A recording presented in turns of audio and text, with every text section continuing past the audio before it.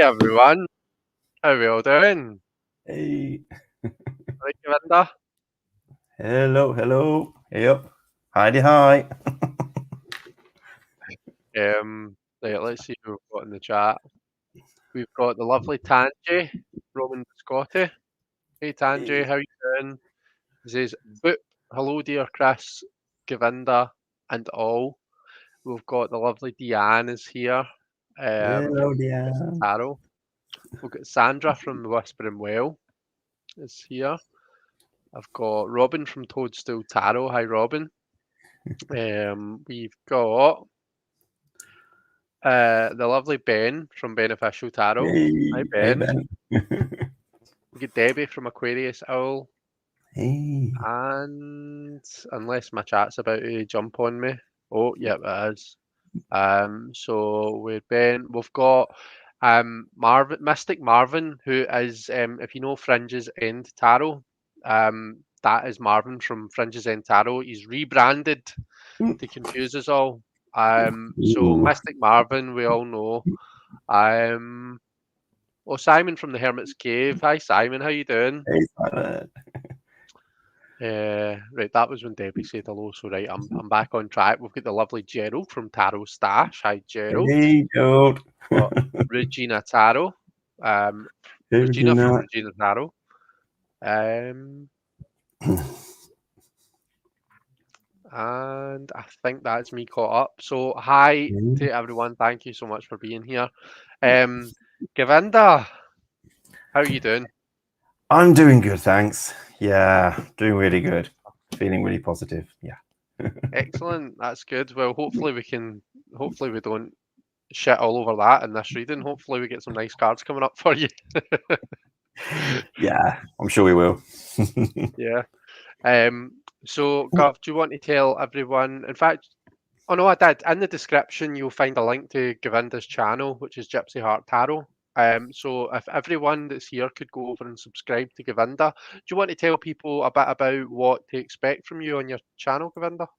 Yeah, so with me, what you can expect on my channel is sort of a deeper insight into the tarot. I do some readings. Most of any content I do is usually live, and they have a theme. So, one day I'll do sort of shadow work where together collectively we just dive into that a bit more. Collective sort of messages for anyone who's there listening may appreciate something. Sundays, I tend to have a sort of spiritual day where we go a bit deeper and use the inspiration of the card of the day, so the tarot card of that day, and raise some issues, talk about some stuff that you might, thought-provoking stuff really to do. And what's coming up is a lot of exciting things. You may have noticed that I've advertised that tomorrow, so in less than 24 hours, I'm going to be doing a challenge, a 24-hour challenge for a UK-based charity called Children in Need. Their main TV show is tomorrow, so I've decided to do that on the same day. And it's just me being on my channel for 24 hours, talking about different stuff, having people on, having a chat, having a cup of tea, and some fun and games as well, and making it lighthearted and a bit interesting. So feel free to pop in and say hi. That's so amazing that you're doing that. I'm going to ask the question that I'm sure is on absolutely everyone's mind. What happens if you need a pee? Yeah. So what I've done is I've allowed myself some comfort breaks. So there's 5-minute comfort breaks where actually during that time, I will put something on, like a short video or something, usually probably about what Children in Need are doing, the charity, and what they're doing in the community for children. And then I'll come back. So probably I think every 3 hours there's a comfort break. And then because there's a limit on how long the broadcast can continuously go for, I think at the moment, because I'm using StreamYard as well, I think the limit is 7 hours. So I've narrowed it to 6. So every 6 hours, I will have a 15-minute break. So I'll come off and then come back on. So you'll see that there's like part 1, 2, and 3, and 4, because that means I can come off 15 minutes to kind of rejig and then be back on again. So it's really trying to be as best possible as most possible the whole 24 hours. Just being here. That's cool. That's amazing. So everyone that's here, make sure that you're subscribed to Govinda so that you can catch him. catch him at some point through his 24 hours lives. And depending on what version of Govinda you want, I'm sure it'll determine when you pop in and see him. If you Yeah. want Govinda hanging by a thread, then pop in at, what will it be, 7 p.m., 6 p.m. on Saturday? Yeah, exactly. We don't know how I'm going to end up. It's starting 7 p.m. on Friday, so tomorrow, and going all the way through until 7 p.m. on Saturday. So I don't know how I'll be on the Yeah. last hour. That'll be a fun watch. But yeah, I'm here for the late night stuff as well, early morning breakfast, all of that. So there's a lot of Oh, the late night stuff. interesting My things. goodness. Oh my. Yeah, it's just this once I'm doing the 24 hours, but yeah, because you know what, back in the day, back in the summer, I think I mentioned it on one of my lives that it's like, oh, it'd be interesting for me to challenge. And I love challenging myself, exploring different things and what I can do, what I'm exploring with tarot and the community on here. So what I found, I did say that. I said, oh, I'd be up for a 24-hour thing, just me, just gabbing on about stuff, maybe, who knows, right? And then when actually this past week or so, 2 weeks, I've had the inspiration with Children in Need to do something like that. It's like, I'm going to put myself that challenge. And then just idea, when I was filling up the schedule, a load of ideas came up. Oh, I can do that. I can do that. And probably stuff that I wouldn't normally do on the channel because it's not necessarily focused on tarot, but then a moment to have a bit of fun as well with everyone there and just enjoy, have a bit of a party, So Yeah. Oh, that sounds good. We'll send help if we see you've drawn a face on a football by the final hours and made friends with it. Then we'll send help, shall we? Yeah, please. Okay. Yeah, please call someone. Yeah. Right. So Govinda is here today with us because we are doing a roundtable reading. Now, I know there may be some of you, I'm pretty sure, I don't think Marvin's been here live for a roundtable reading before, and there's maybe some other people that are watching that haven't seen it. So, just to kind of give you a bit of background on what this is, I'm going to be doing a tarot reading for Govinda, a full, however many cards tarot reading. And we're going to get right into the nitty gritty of Govinda's question, which I'm going to get him to tell you all in a wee minute. Um, and the reason that I do this is to kind of give us all practice reading for someone when we can have that face-to-face conversation, when I can say, when we can say, like, that's coming up in that position. This is what this means to me. Like, does that make sense to you? Because for me, a tarot reading is best when it's a back and forth conversation. Yeah. So I thought it would be good. It would kind of flex our reading muscles in a slightly different way than what we're maybe used to. So that's the whole point in the roundtable readings. That's what we're going to be doing today. I'm going to turn on the table camera in a wee second, and I'll be laying the cards out one by one, and one by one we will all read for Govinda. So I'm going to read for it. Me and Govinda will have a conversation, and I'm going to turn it over to the chat and get all of you guys to tell me what you think about the cards that are going onto the table.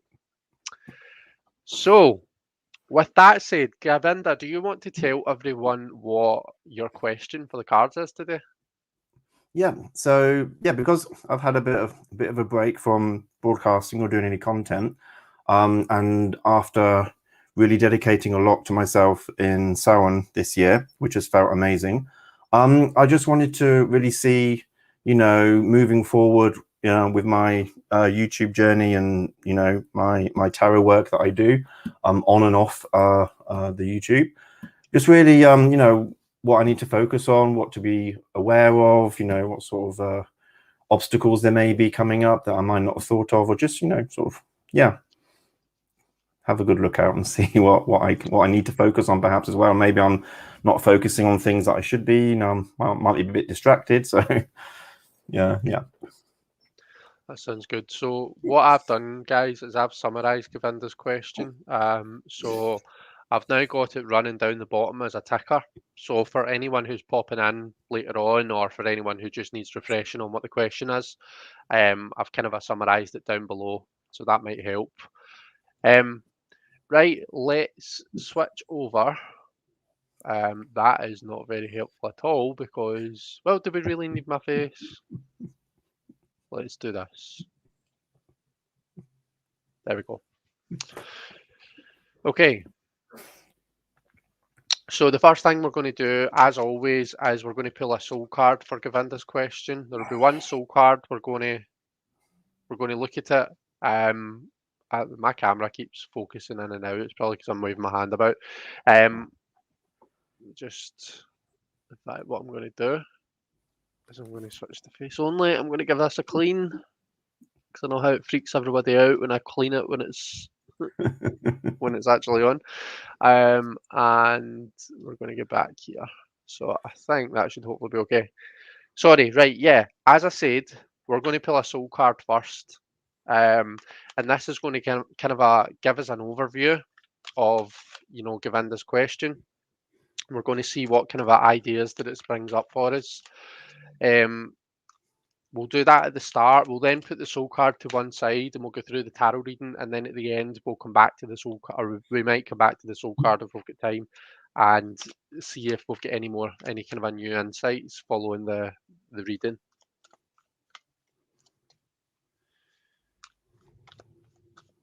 Okay. Oh, do you know, if I was to say I've got a favourite soul card, then this would be it. So let me just hold that up close so that everyone can get a right good look at what's happening.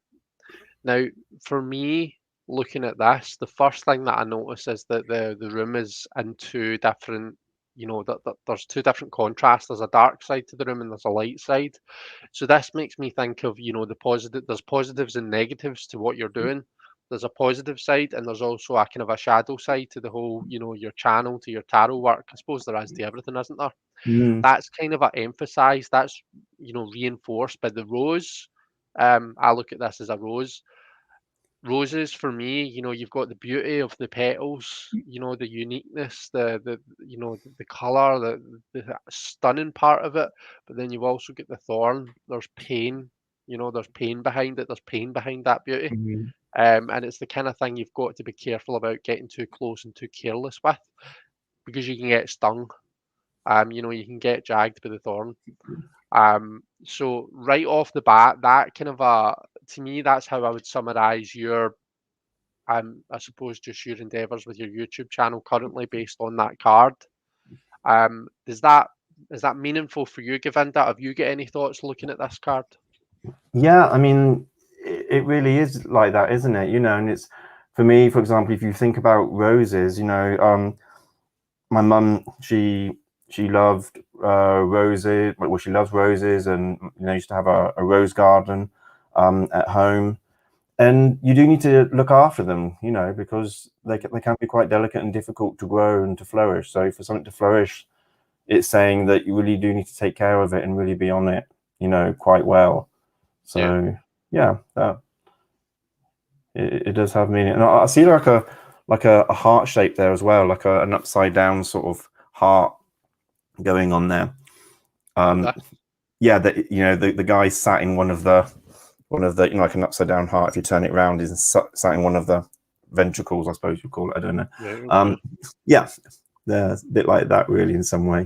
Yeah, and that connects with the type of meditation that I do. So my meditation is very sort of heart-centered, focused, and bringing everything back to the heart space. So that has a lot of meaning to me as well. So right, okay, that's nice. What about you guys in the chat? Has anybody got any thoughts on the soul card that they want to share?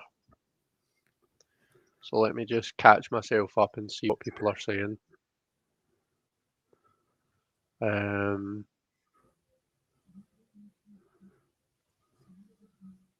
So I can see we've got Sarah from SL Wyman's Rock and Writing. We've got Ange from Tiny Trinkets and Tarot. We've got Mitchell, Lorena's here. Laurie Tries Life. Hey Laurie, hi Mitchell. Let's see. Mitchell, I can see that you've asked a question. I think that was maybe just before I'd explained what we were doing. So I'm not doing readings for the public today. We're focused on Govinda for today. Let's see. Have we got anyone else that's popped in? Oh, there, Simon's explained it. Thank you, Simon. Marvin says, yes, soul cards. Yes, let's have it. See, Robin says I'm back. Hope I didn't miss much. Still buffering. What the Oh, hell? bless you. It seems on days when I have Zoom meetings afterwards, I get buffering issues. All right, okay. Do you restart your PC after you've had your Zoom meeting, Robin? Let's see, okay, I can see Simon says keep facing the light, Govinda. Mm, So based on the card. yeah. Robin says the Rosicrucian heart, onion peeling back the layers. Mm. Focus on the beauty, not on the darkness, says Simon. Mark Astronaut, Mark Astronaut, I call him that every single damn time. Mark Astro Tarot. I'm sorry, Mark. You're going to Hey, have to get a Mark. job as an astronaut just so as that I can just so as that I can not be wrong when I say it. He says things are currently blooming for you. Mm. Um, and Ben says it reminds me of the crown on the high priestess when it's turned upside down. Yeah, I know what you mean actually. That kind of a crescent moon type Yeah. shape. That's interesting. Yeah. Marvin says I see someone molding something.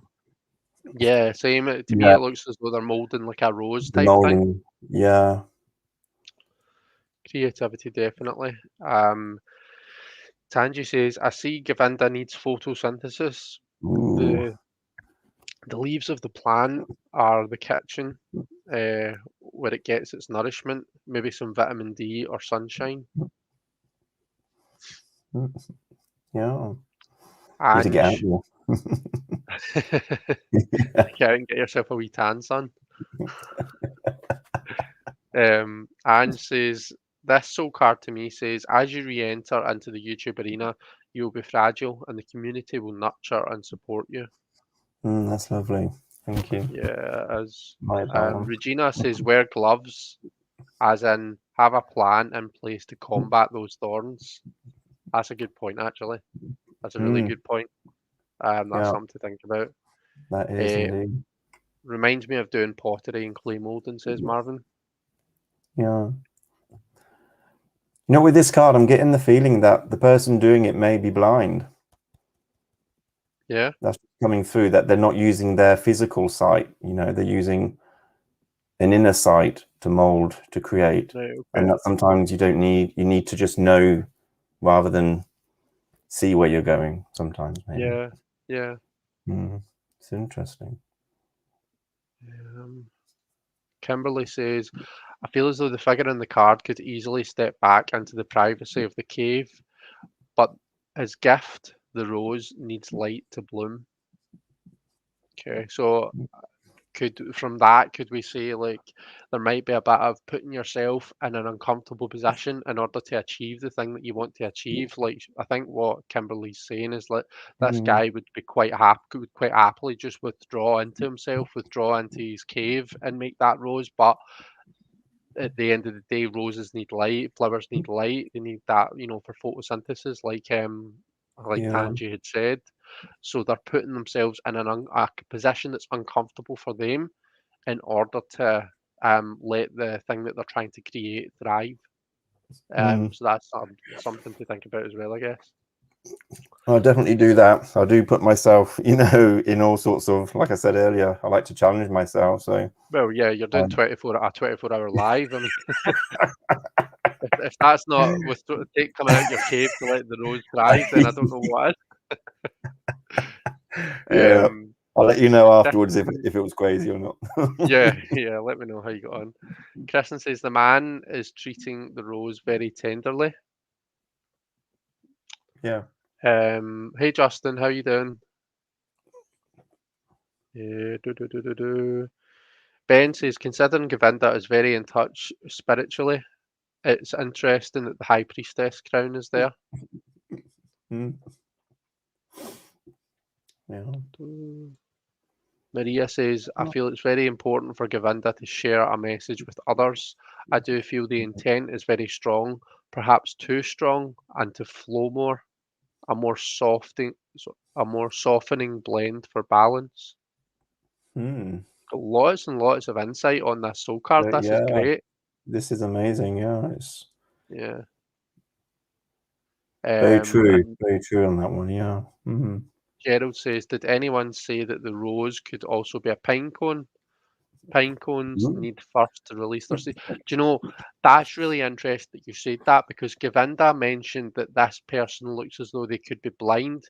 And do you know that Braille was invented because the person that invented it, Louis Braille, was feeling a pine cone, and that was what gave him the idea for Braille. Yeah, about all the different kind of bumps and stuff. And the reason I know that is because Vincent Petici talks about it, and he uses that as an example of conceptual blending. It's getting new ideas from an unrelated stimulus, and that is what tarot is. That is what we're doing here. It's getting new ideas from this stimulus. Absolutely. So yeah, that's just really interesting that Gerald said that there. Ben loves a good soul card. Okay. Many conifers need fire to release their seeds. Right, well, keep your insights coming, guys. My ring light is an absolute pain in the arse. I'm going to put that there just now. I think the tarot cards that I'm using are matte, so hopefully we won't have any issues with the ring light reflecting off of them, but we'll see. So the spread that I'm going to use, it's the actually, I'm pretty sure that it's called the Compass and Rose spread, but I've altered it slightly. But Rose is in the name of the spread. This is a really kind of a synchronistic reading already, by the way. This is going, so the way that I'm doing this, the way that I'm going to be dealing with Govinda's question is we're going to have the kind of a usual cross in the middle, where we'll look at like the internal aspects and the external, you know, like the stuff internal to Govinda, the external, or, you know, Govinda, and then the kind of the current challenges and stuff like that. But then we're going to be breaking it down by element. I've used this spread on roundtable readings before, so you might remember it. But we'll basically have, like, we'll be looking at the elements separately. And what I'll do is I'll explain as we go along what specifically I'm intending each of the things to mean. So yeah, let's just look at it as we go along. So the first two cards are kind of like the first two cards in any Celtic cross spread. You can look at them, like I'd said, as internal and external. So internal to me is kind of what you're bringing to the table. You know, it's like all of the stuff that's happening inside you. You know, how is this endeavor actually? You know, what are you bringing to this endeavor? External is like, you know, it can be what's the outside world bringing to it. You know, what's happening around about you that's influencing it. So it's kind of like the inner and the outer type thing, if I'm making sense.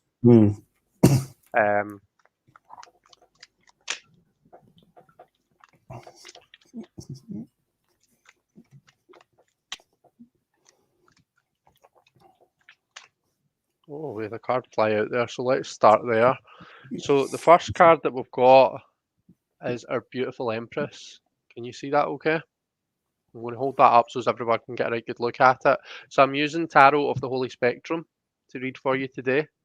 And this is our Empress.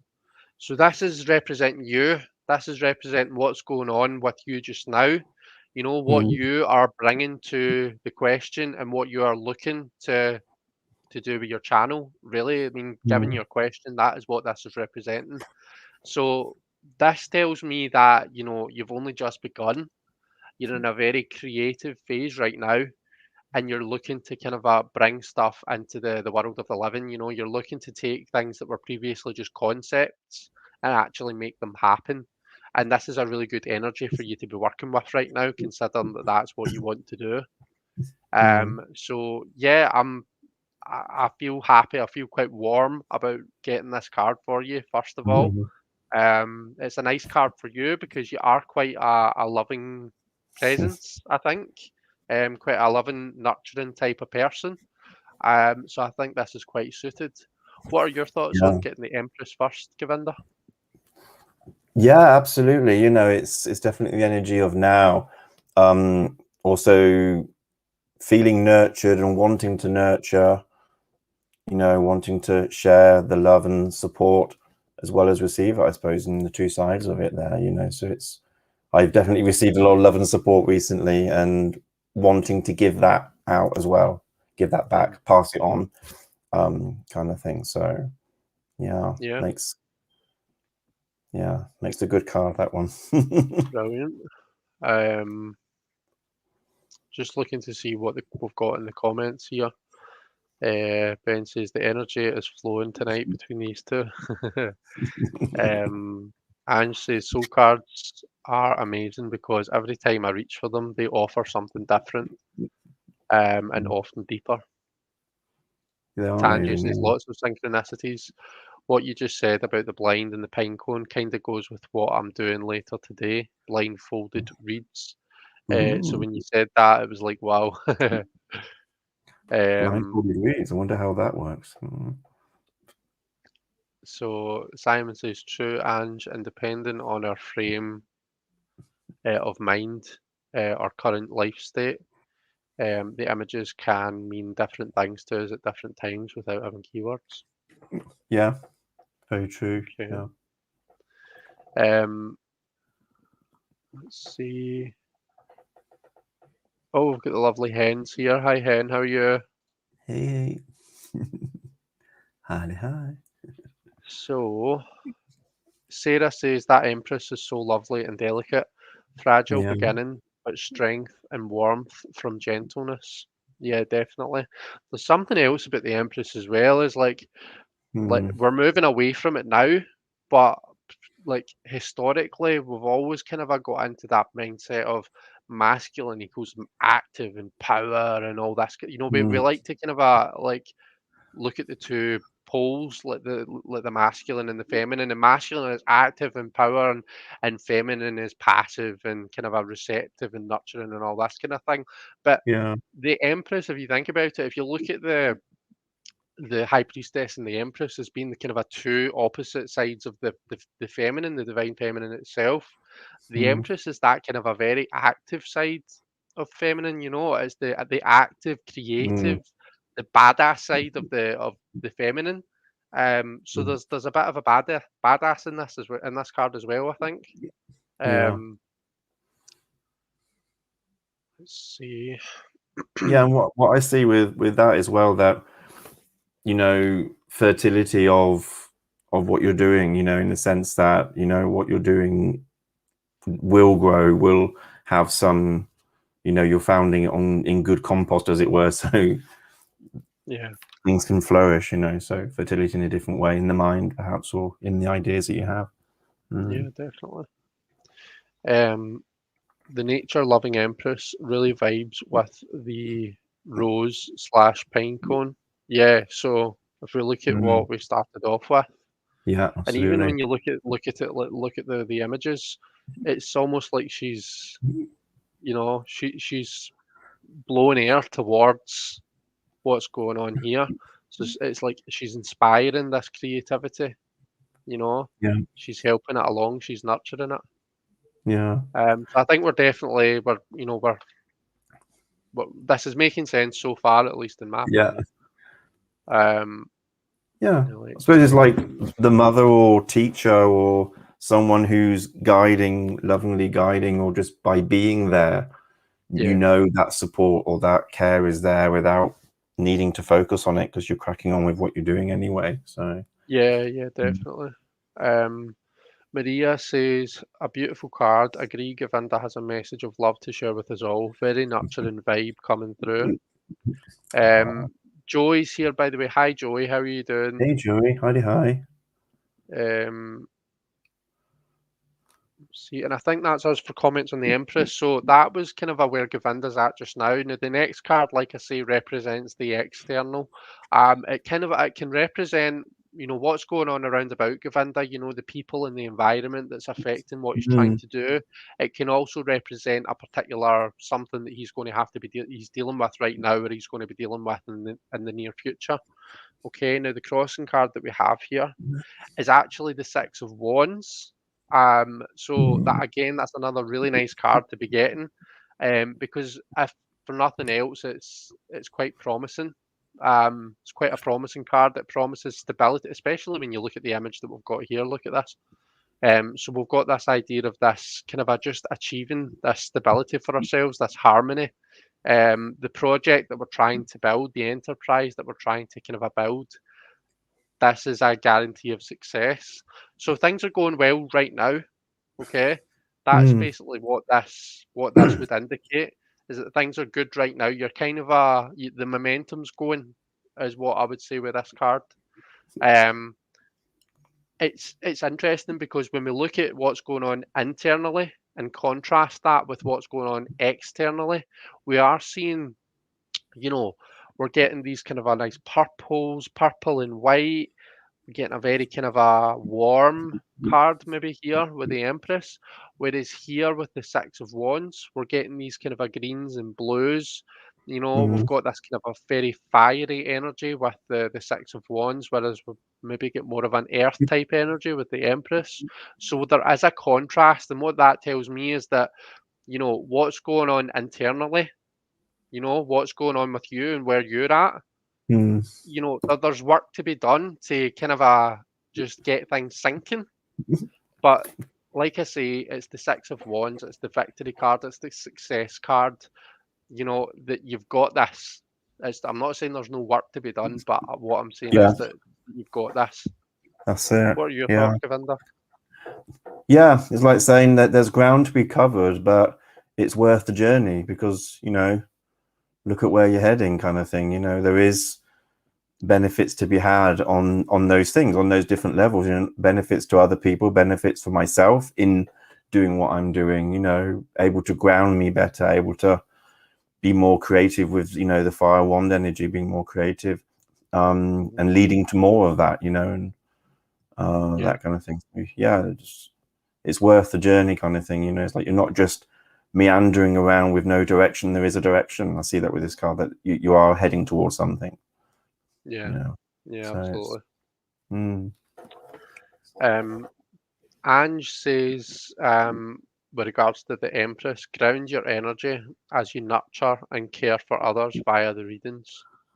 So make sure you stay grounded and make sure you're looking after yourself when you do that. yeah. That's a good point, because the Empress can be talking about self-care sometimes, and how important it is to kind of just make sure that you're looking after yourself. Absolutely.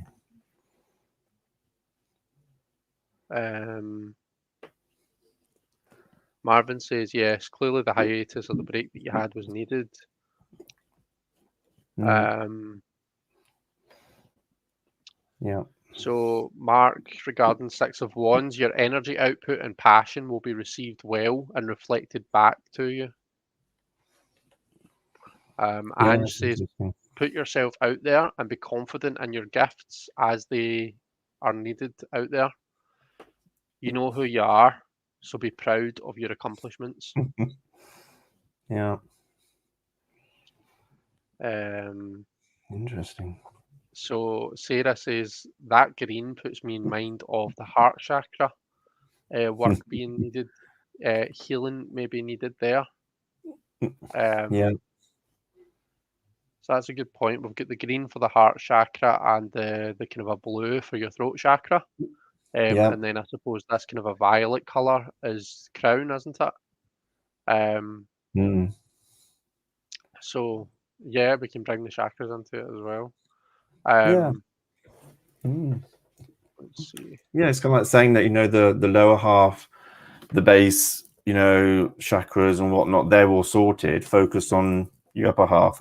Focus on your the spiritual message coming through, rather than the basic needs and whatnot, physical needs, and, you know, that sort of things all covered. Just really pay attention more on those things. Yeah. Yeah, definitely. So you're in control of your victory, Gov, says Ben. And Ben loves a chakra reference. Right, okay. Shall we move on then? So we're going to start off with the element of fire up here. Now, fire, for me, is about passion. It's basically looking at your channel and what's coming up with your channel as an endeavor of passion, you know, as an expression of your spirit, of your inspiration. Fire is also kind of it's in a lot of ways, it's the first element that we come to. So it's kind of like the spark that starts everything off. So we're looking at things like the inspiration. We're looking at, you know, the what it really means to you, how it inspires you, how it matters. You know, fire often, I think, talks about the things that matter, the things that we're passionate about, the things that we care about, the things that we're going to remember and we're going to tell stories to our grandkids about when we're older. Those kind of things are, for me, are what fire speaks about. So bearing in mind, we need to keep linking this back to the question. So we're looking at moving forward with the channel. What do we see coming up? So as an endeavor of passion, what do we see kind of a coming up for Govinda with the channel? Now we've got the Two of Cups. Two of Cups coming up. So let me hold that up so as everyone can get a right good look at it. Let me remove Ben's comment. Two of Cups as to what's coming up as an endeavor of passion. Now we get a water card in the fire position, which I think is always quite interesting. It always makes for a bit of a volatile combination, but I mean, it shows a deep connection, a deep and meaningful connection to what you're doing. I think it shows that you care a lot about it. It means a lot to you, and that you're looking to, the two is a young number. We're still exploring, we're still kind of trying different things out. So these two lovers are still kind of going on dates. They're still exploring the relationship. They're still getting to know each other. They're still having like hour-long conversations to find out new things. They're still having arguments to see how they work together, and that's kind of how I see you and what this indicates about you and your channel. So remember the question we're asking about what's coming up. So to answer that question with that card, I would be saying, there's lots of discovery still to happen. There's lots of kind of trying new things out. Sometimes things will work, sometimes things won't, and you put them aside, kind of a thing. But it's still very much a journey that's in its infancy, and you still need to have that kind of a passion, that excitedness, that sense of adventure about it, in order to discover all of those things about it. So what do you think of? Yeah, absolutely. I mean, it's keeping things flowing, isn't it? When things are at that early stage, you want to maintain the rhythm, maintain what you're doing, keeping that going, at least not being too adventurous and trying to jump right to the 10 of Cups straight away, and take it slowly. And yeah, often with the Two of Cups, you do see two people, two energies, and here it's interesting, this card, because I see more two energies, and as in the other energy is within me, so it's kind of like the essence of someone else, but then that looks more like, to me, that other energy is coming from within me to be seen outside. So it's kind of like having that deeper relationship with my own duality inside, both, I suppose, masculine and feminine energies inside, whatnot, matching those up to move on better, perhaps, but also, to offer both sides to me, there's not just one side, perhaps, and well, no, there isn't, but offering that out to people and it's like saying, let me come out, let the shadow self, as I've often talked about on my own channel, come out a bit more, perhaps, Yeah. Do you think what kind of challenges do you think that this might, if this was going to talk about challenges, what do you think this might mean? Any ideas? Hmm. We bear in mind that it's in a position of fire, but it's a water card. Yeah, I mean, the challenge is, I think I see it as that, as trying to keep things going, keep the flow going without burning out, putting out the creative fire, without putting out that desire that I have. You know, it's like letting things flow naturally in some way, but then don't let that, you know, take away the passion of what I'm doing. You know, still have that passion and let it dampen that, you know, kind of thing, because they are kind of opposite sort of energies here, aren't they? They can cancel, the water can cancel it out. So it's kind of like enough flow, but making sure that the fire still exists, you know. Yeah, that's it. I think sometimes it can be quite difficult to distinguish between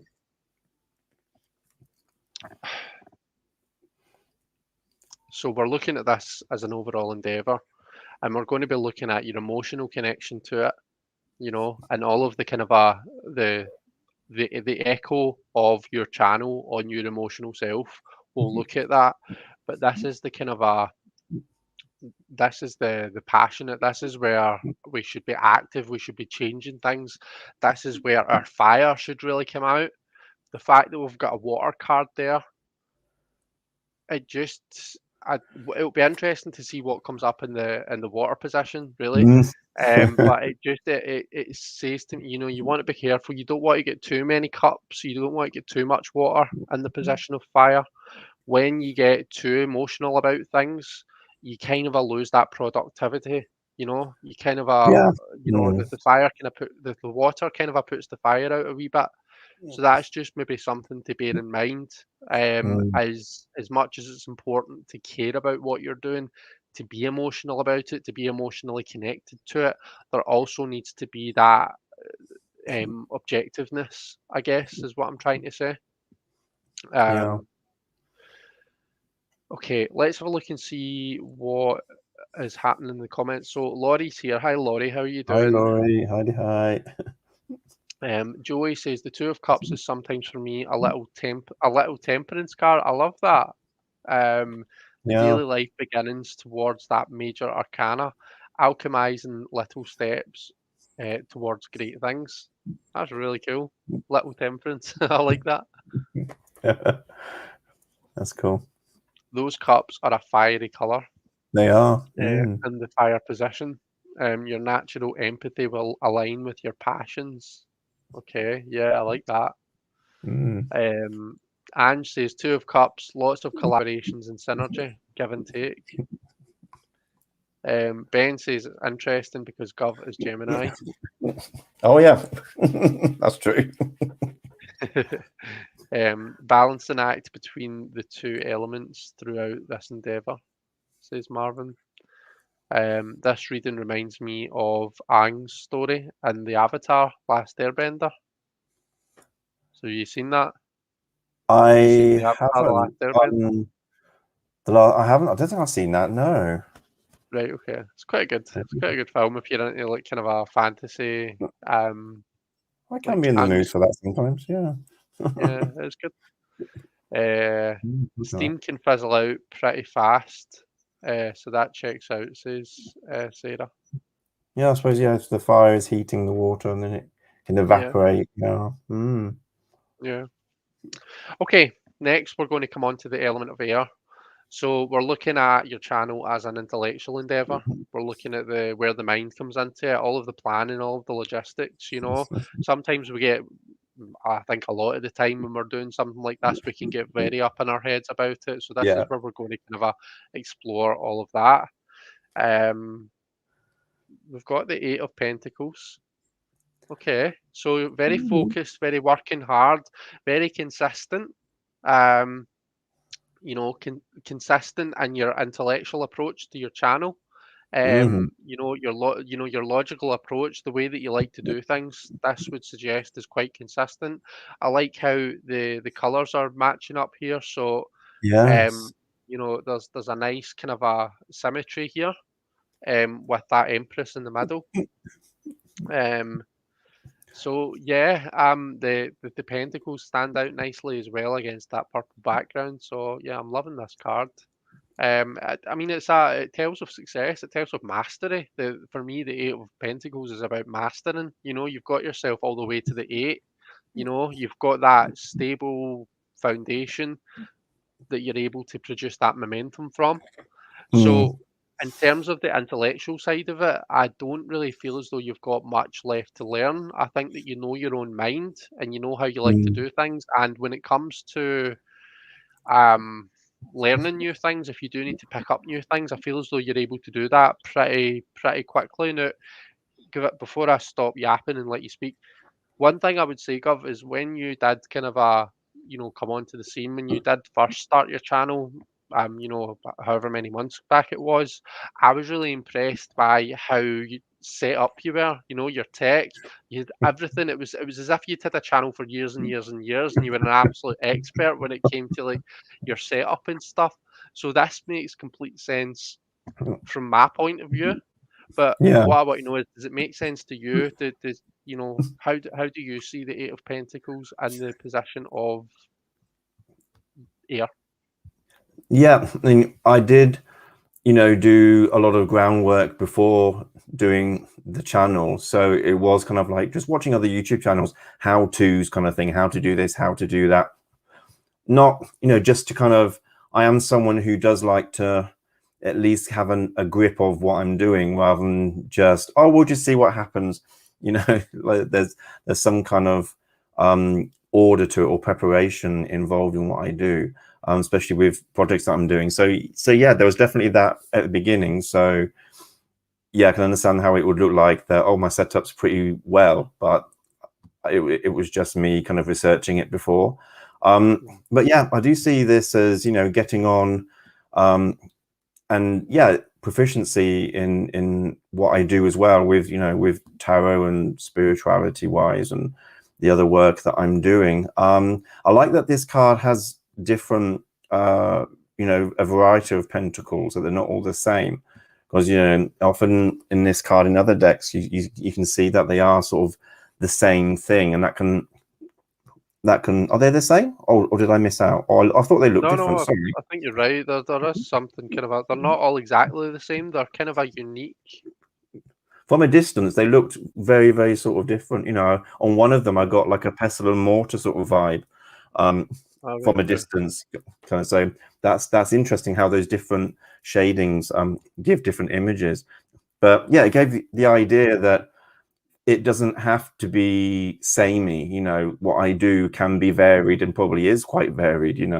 I say there's a lot about like music taste, or my taste in movies or anything like that. It is very eclectic. It's not just one particular thing. It's quite a lot of mix there. So it kind of reflects on my channel in that way, that what I do or talk about can be a variety of many different things. But so it doesn't have to be sort of samey and boring. But sometimes with this card, you can get that vibe that it's a bit mundane and you're just cracking on, your stuff, and you're just doing the same thing again and again. But here it has a different vibe to it. And I like that, Yeah.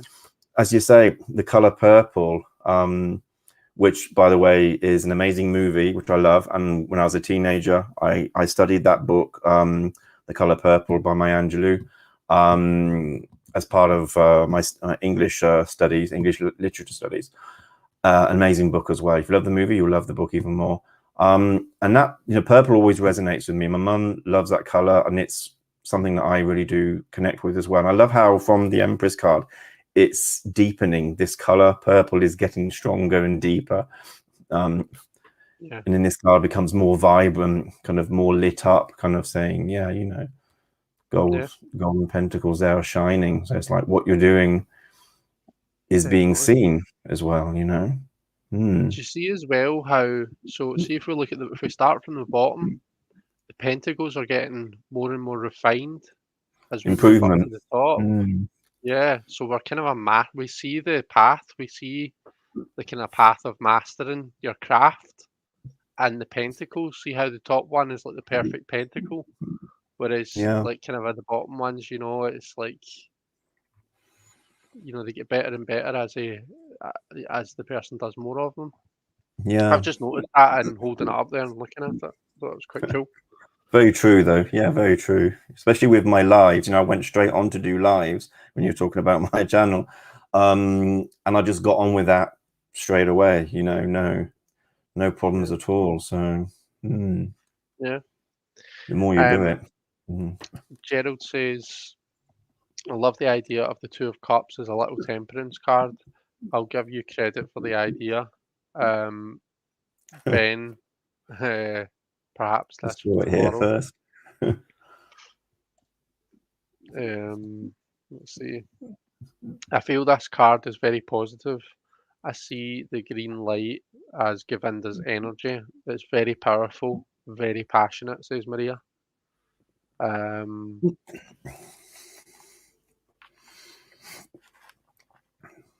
see. I'm a Gemini too, and pretty much on the same path at the moment as Govinda, says Marvin. Oh, bless you, Marvin. Yeah, up the Geminis. No, there's so many Geminis. I seem to surround myself with blooming Oh, Geminis. dear. Sake, man. People that can't make a decision. Oh yeah, I'll have plenty of them, thanks. Excuse me. Let's not cliche. I'm very good at making decisions. That's the Capricorn side of me, I think. Let's see. Yeah, Ben's Gemini too. Yeah, and Geminis are all gens. So, yeah. Govinda, I totally understand where you're coming from, as I'm doing the same things. You will do great, says Marvin. Oh, bless you, Marvin. Thank you. I'll have to check you Simon's out. enjoying the deck. Joey says Gemini squad. Then I'm a Gemini in tropical astrology. Cool. Oh God, I've just like slagged off Geminis almost, and I've got a pure army of them in this chat. I bought them here for you. They're all going to come for me and then make me decide what to watch on Netflix.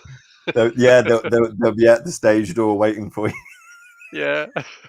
What did you say Make me about decide and then Geminis? turn down everything that I suggest. No, I don't want to watch that. What do you want to watch then? I don't know what I want to watch. Oh, sorry. Right, enough. It's development and mastering a craft, says Marvin. Ange says, you're coming back fine-tuned and ready, determined to refocus on your dedication to your gifts. You will also continue to work on yourself along with strengthening your craft. Yeah. Absolutely. The depiction of the Pentacles and that is what? sorry. Dun, dun. So it's development and mastering a craft, the depiction of the Pentacles. Yeah. Yeah. Twin powers, says Marvin. Twin power, indeed. Yeah, mastering a craft. The Eight of Pentacles in the intellect position suggests that you have to know. Yeah. You have to know your stuff, or you know your stuff. Yeah. Yeah. Color purple is one of Simon's all-time favorites. Yeah. Love it. One of the pentacles is more precious than the others.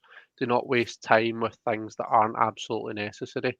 Do less with more results. Take time for what really matters, says Joey.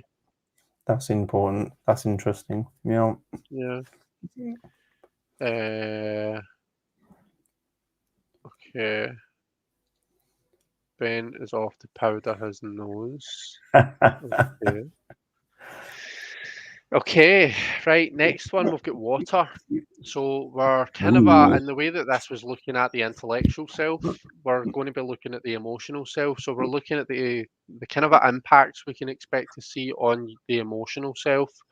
We're looking at, things like, your emotional connection to your project. We're looking at the emotional connections that you're going to form in order to make the project work. So if you like collaborations, do you know what I mean, with other people and things like that, that's all going to show up in this position. We've got the Ace of Pentacles. Let me show you that there. Ace of Pentacles. So we're right at the very start. The Ace of Pentacles is the seed. It's full of all of this potential. And it's important that we appreciate that it is just the start and it's not the finished project. So it's something that needs to be worked on. You know, this tells me that you need to work on how your channel and your tarot work fits in with Govinda as an emotional human being. It's something that you need to work at to kind of get the two things aligned. You seem to have it all together in terms of, as an intellectual process, Yeah. but just kind of a dealing with the kind of a emotional side of it. That seems to be much more kind of there's much more to be done there. But with that, there's much more potential, you know. Mm. So Yeah. really nice card. I love the way that this is Mm. depicted. Um, yeah, what are your thoughts, Govinda? What do you think? Yeah. On that, you know what, because of recently kind of having the break and coming back, it is a nice reminder that I've pressed the reset button on how I feel about my YouTube channel and my connections and where I'm going on my journey. And it's kind of this is literally, like you said, the beginning again of my emotional connection with what I'm doing online, that I've had to Yeah, kind of press that reset button, as it were, and start the counter again. But yeah, mentally I'm I'm further ahead, but emotionally, yeah, it is a difficult relationship to have with what you do online, and there's still plenty to learn from that. But again, because it's Pentacles, it's very grounding as well, isn't it? It's very sort of yeah, stable and secure as well. It's kind of like saying, yep, we've given you a reset here, so let's go at it. You've got the nugget, the seed to work on, to make things yeah, grow, help things grow, grow more, really. So that's, yeah, on the yeah. emotional side, I understand that completely. Yeah. Good, good. I'm glad. And Marvin said here, um, three words, really simple, but really kind of actually quite meaningful given the position that we're in. So Yeah. Marvin says, "Water that seed," which is really nice because we're in the position of water, and that seed does need water in order to make it grow. Yeah. So yeah, that's really nice. Sarah says, "Perfect time to rebuild on a stronger foundation." Yeah. Mark says, "Could that be the seedling for the Uh, rose, the soul card rose, rose colored card too?" Yeah. on So the just bringing on that the back soul. in so as we can see them side by side. So is this a seedling for what we see this person working on here? Yeah. Yeah. Okay. Yeah. This is like underground. What's happening at the minute, and then the ceilings are Yeah, gonna pop out. Yeah. yeah. That's interesting. Um, Ben says some lovely cards tonight. Yep, absolutely. Yeah. The final element, of course, is Earth. And this is basically how all of these come together. How does your passionate self, your intellectual self, and your emotional self, how does this, as an endeavor of your passions, your intellect, and your emotions, how does that actually manifest? This is where we actually look at your channel as an actual thing, Mm. and see what kind of things we see actually coming up there. Um, oh, okay. Ooh. Right, we've got the Eight of Swords in this position here. Okay. Okay. So not without challenge, perhaps. There's Mm-hmm. maybe we need to kind of work some stuff out. The trouble with the Eight of Swords, I think, is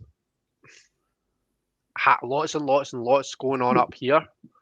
Um, which all of that momentum, all of that high energy, if it was channeled correctly, it should, what do we associate eights with? We associate them with momentum, with energy, Yeah. with, you know, motion, coming from a Mm. stable place. But I feel as though with the Eight of Swords, that gets a bit mixed up. We get all of this high energy, all of this movement happening up in our heads, but it's almost like a backfire. It keeps us still. It makes us feel trapped. It makes us feel stuck. All right. Yeah. Um, it's kind of a limiting mindset type card where we need to kind of take that blindfold off, take that blindfold off, and see that we're actually not trapped at all. If you look at the swords are actually paving the way. Look at the way the swords are depicted here. Mm, So the swords are paving the way there. yeah. Isn't it interesting how we got the Eight of Pentacles? We got an 8 There we in the go. intellect, the 8 of Earth in the air position, and we're getting the 8 of air in the earth position. That's Ooh, pretty cool, yeah, isn't it? But yeah, yeah, what I'm saying is the swords are paving the way. yeah, So I mean, maybe this is a bit of a Gemini thing, just an air sign thing in general. Maybe you're at a danger of overthinking things, Gov. Maybe you're yeah, at a danger of almost limiting yourself with that kind of a overthinking mindset. But in actual fact, there's nothing wrong. Clearly, there's nothing wrong with your intellectual self, right? no, We can mm, see that in the Eight of Pentacles. We can actually see that as well in the way that the swords are laid out. They're actually paving the way for you to walk forward. You kind of yeah, just need to make that decision to take that blindfold off, to shrug off that. I mean, are we even going to call that a tie? It's more like a ribbon that's around you. Do you know what I mean? It's not. It doesn't even look yeah, that tight. It's not creasing up clothes or anything, is it? no, no, no, It's just it seems to be just about kind of a stop the self-limiting thoughts, the self-limiting mindset, and kind of a just move forward. Um, I'm talking and talking and talking myself around in circles here. But what about you? What do you think? yeah. I mean, it's definitely something that, yeah, if I overthink things, it stops me from getting on. So for a prime example is the challenge that's happening tomorrow, that I didn't really think about it much. It came in on the TV, something on Children in Need, and instantly the mind went to Children in Need on your YouTube channel. Let's do something. Very quickly, I had the idea, and I've pulled it together within like a week and a half. So I haven't really sat and thought, shouldn't I, and go through that process. And it's opening myself up to like a whole 24 hours of opportunity and exploration of what I can do on my channel. So yeah, having that open mind to move forward with the trust that I know my stuff, I know what I need to do, and especially in the the earth position, I know what grounds me. I know what support I need as well. So just open my eyes to that and open the mind, and don't overthink things like that. Because yeah, when I do think too long about something, it kind of stops me from getting anywhere or doing it. Like early in the year, in the summer, on my channel, I was saying, oh, I want to do this project, I want to do that project. It didn't come about. One, because I wasn't in that right space at the time, and two, because probably too much thought about it was happening when I should just, I'm doing it, right, here we go, it's going, and that's it, trusting it more. Yeah, Yeah, it doesn't look limiting at all, that card, because like you said, it's just like an open gateway, isn't it, really? It's kind of like yeah. walk on, kind of. Yeah, I think it depends on your perspective and how you look at things, doesn't it? But yeah, I know what I Um, need to do to unlock the mind as well, and yeah. okay. Beth, hi Beth, how you doing? Popping in whilst she Bloody hell, yeah. multitasks. Sarah says, and look at how the pentacles are right below each other. Ground to build the mastery.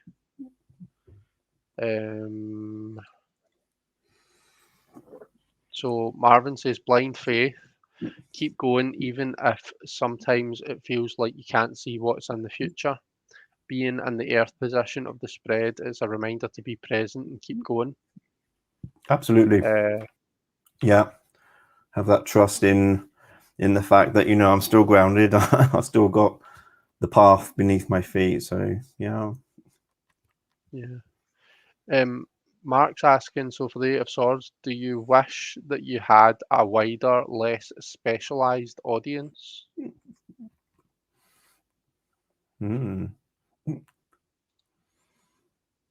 It's Ben says, interesting. as a Gemini, I have to say that I'm definitely an overthinker. I can totally identify with this as well. Yeah. It's resonating And with it is Marvin. paralyzing, isn't it? It is paralyzing when you overthink things. Yeah, I got first-hand experience of that this week, so I did. I got Mm. myself in a right mess through the week just because I made myself panic over having too much to do. And yeah, it was awful. Like, and it can have physical effects. You know, Mm. it I felt like a tightening in my chest. I was panicking so much. Um, so this kind of a overthinking. It's not only purely in the mind that it can manifest itself physically. So Does. you know, it makes sense that it can come up in the position of air. Let's see. Marvin says we tend to wind ourselves up with too much thought in it. Um, Mm. it's the moment before a very big personal breakthrough, says Joey. Yeah. That's you. Um, Yeah. in the grand picture of the other cards. Yeah. So Tanji says this has been lovely. I'm off to fly my spaceship. Hugs to Chris and Govinda and all. Well, bless you. And Regina and Gerald, please check your email. Bye all, boop. Oh, if you've been told, check your I email. know, Regina and Gerald. Sarah's going to have to go as well. See you later, Sarah. Night night. Thanks, Sarah, for popping by. Lovely seeing Sandra says, I am an overthinker and I am not a Gemini. Um, you. Beth says, ground, ground, ground, walk barefoot outside, eat root veggies, do some yoga. Just ideas. Yes. Yes, definitely. Yeah. Amber Shadow Wolf. Hi, Amber, by the way. I'm an overthinker too, Sandra, and I'm a Scorpio. I'm a Scorpio as well. Right. So we've been through the four elements, and we've kind of had a taste of what's to come up. Now we kind of layer the elements again, but this time we're getting some advice from the cards. Mhm. We're kind of getting some advice as to right, this is the situation. How do I negotiate? How do I navigate that situation? So in Mhm. terms of we had the Two of Cups in the position of fire. So let's see what else we've got coming up here. So we've got the Queen of Swords. And it doesn't help when I put it off screen. So this is our Queen of Swords. I think this is I think this queens in this deck are really nice. Yeah. This gives me real Game of Thrones vibes. So she's got a crown of swords, as well as all these swords around about her. Yeah. Right. Wow. So we were talking about kind of that emotional connection, being connected to it, but then we've got the advice of the Queen coming in, the advice of the Queen of Swords, no less. So this is a card that talks to me about, it talks about learning new things. So when I was kind of yapping away, I think I was talking about how, you're still at the early stages. Don't kind of don't carve into stone exactly what your channel has to achieve and exactly what it means to you and all of this kind of thing right now. You're still in that kind of a early romantic kind of a phase. You're still in that honeymoon phase where you're getting to know things and you're discovering it. And the queen is like the queen coming along is like a teacher, I think. So the queen comes in quite often to help us learn new information. Yeah. She expects us to take responsibility for the decisions that we make. We have to have regard for that whole cause and effect. She doesn't really have much patience for people that will just kind of go for something and not really care about the outcome. If things go tits up, she'll be the first to say, "Well, that's your own fault," kind of a thing, and I don't really have much sympathy for you. So it's interesting that we have such an emotional, huggy, touchy-feely, nice card coming up here, and then it's kind of just indexed by this potentially quite cold, unforgiving energy. What do you think about the Queen being there, Gov? I see it a lot as, having more awareness, having a better sort of view, being on a sort of a 360-degree sort of viewpoint. She's got all the swords around you know, around her, kind of hugging her. So it's kind of like all around, from behind, in front, above, below.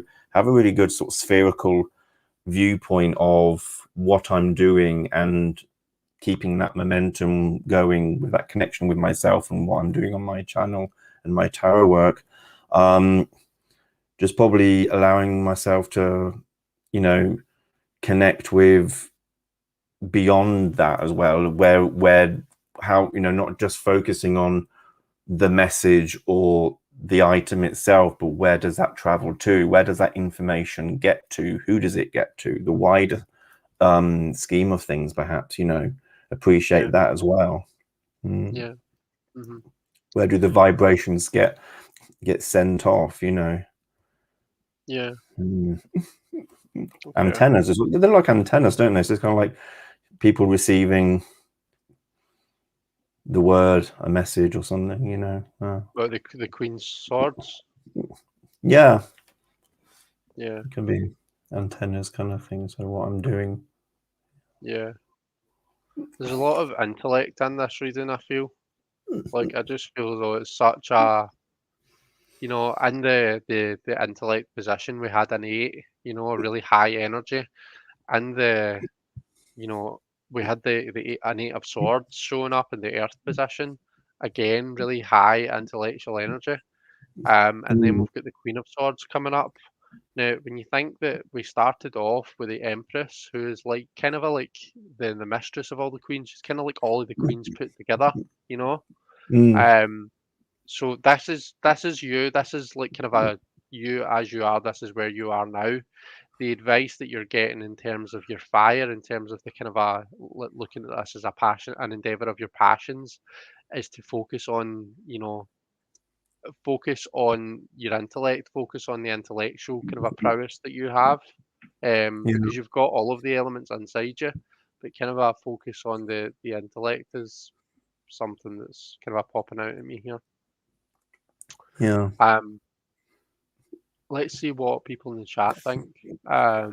So Beth says it's a beautiful Queen of Swords. Marvin says a powerful conclusion.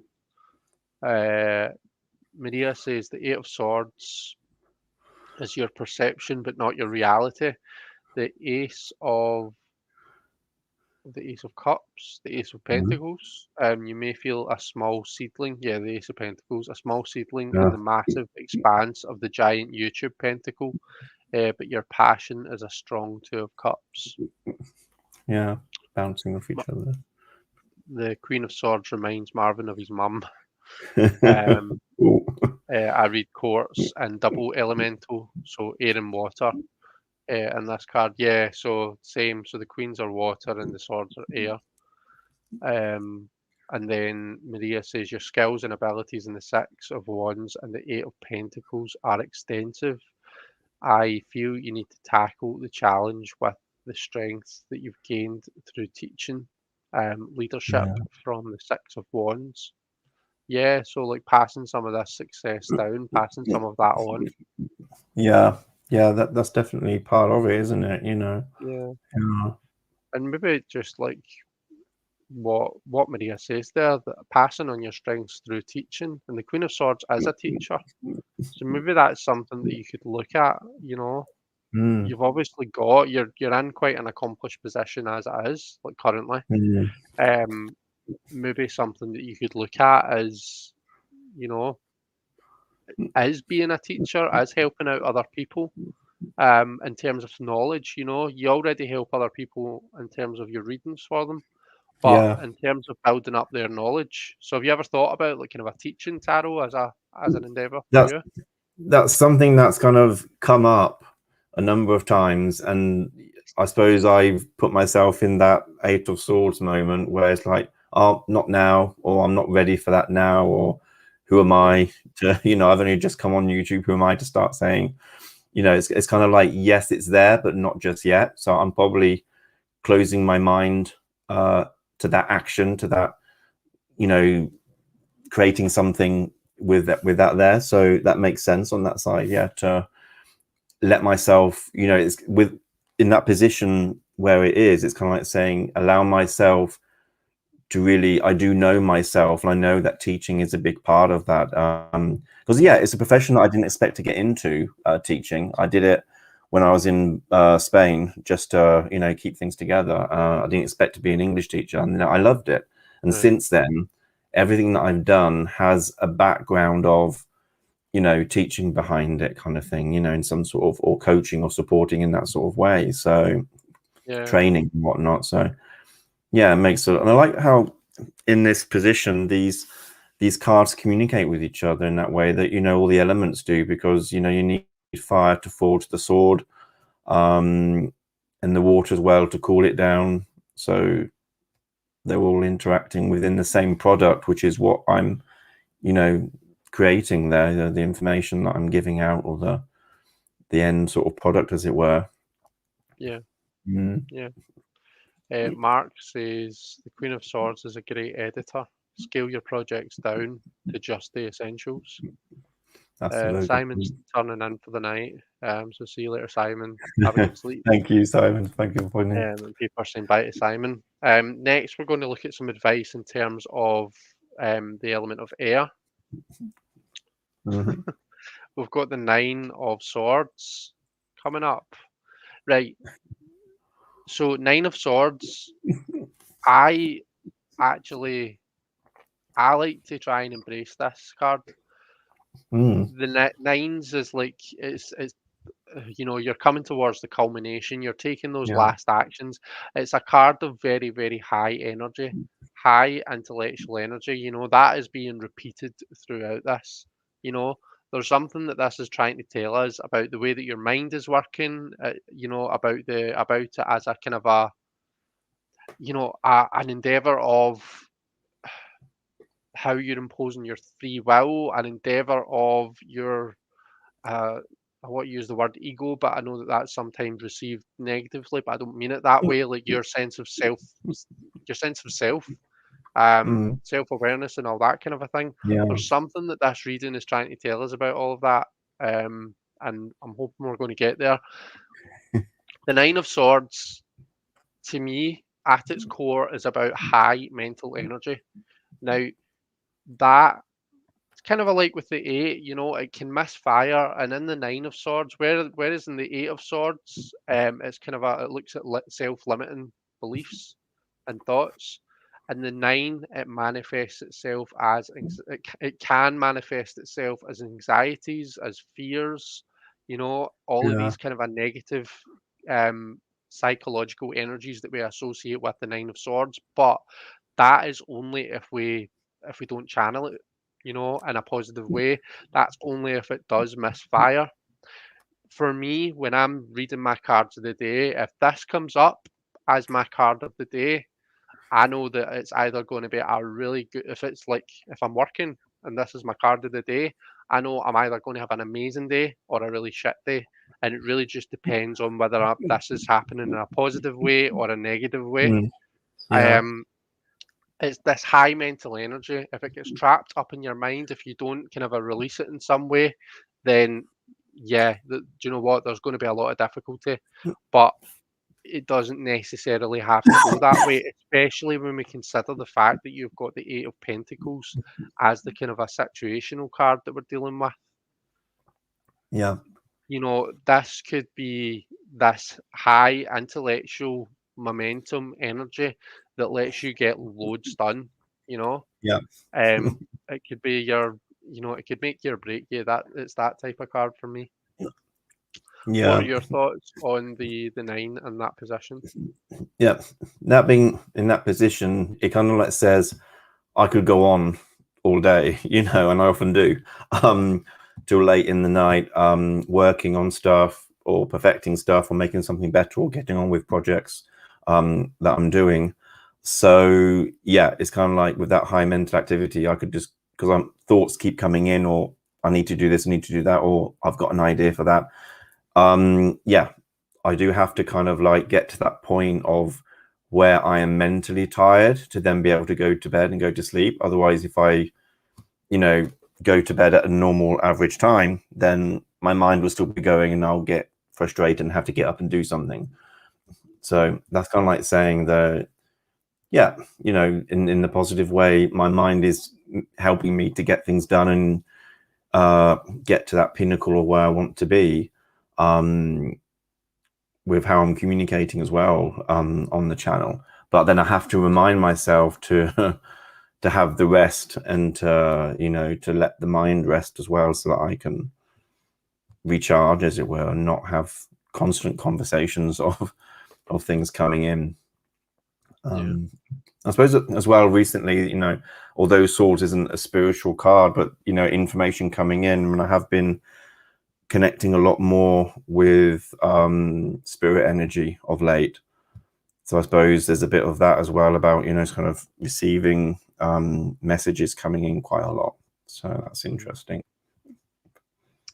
See, it's interesting. You say Swords isn't a spiritual card, but to me, everything is spiritual.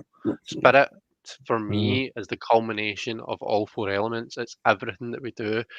Every single thing that we do, no matter how minute or how significant, you know, all contributes to this kind of a bigger thing that we call spirit.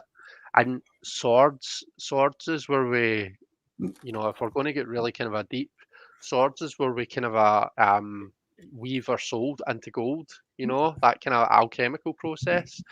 Yeah. It's, you know, it's that free will. It's the kind of the intellect. It's think about Plato's chariot. Think about the chariot card. You know, you've got the white horse represents everything that we do for other people, and you know our obligations, the responsible side, versus the dark horse, which is all of our desires. The you know the not so well bred horse, like all of the kind of things that we perhaps don't like to broadcast about ourselves. The chariot, you know, the chariot is the earth. That's the that that's the thing that's driving us forward. But the mind, the free will of the charioteer, that is what keeps those forces at bay. That is what ultimately drives our chariot. That is what ultimately drives our success. So I think that swords is, you know, it's a very, you know, depending on how you're looking at it, but it's a very kind of a spiritual suit. When you really get into the kind of a nitty gritty of what the core of what it means. Um, Yeah, I do.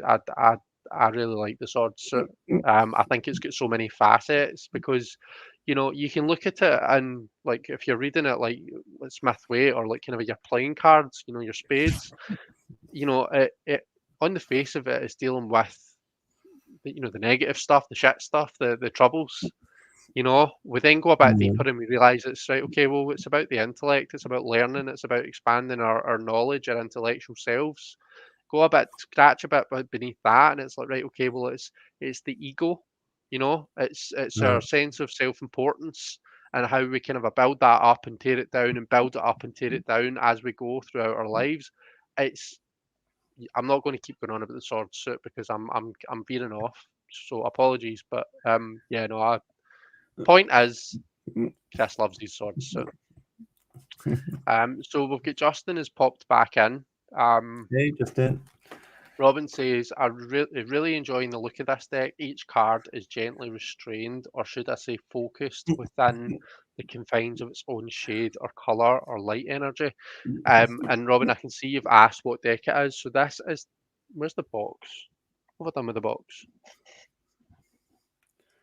I'm not sure, but it's Tarot of the Holy Spectrum by Chase Voorhees. So check it out.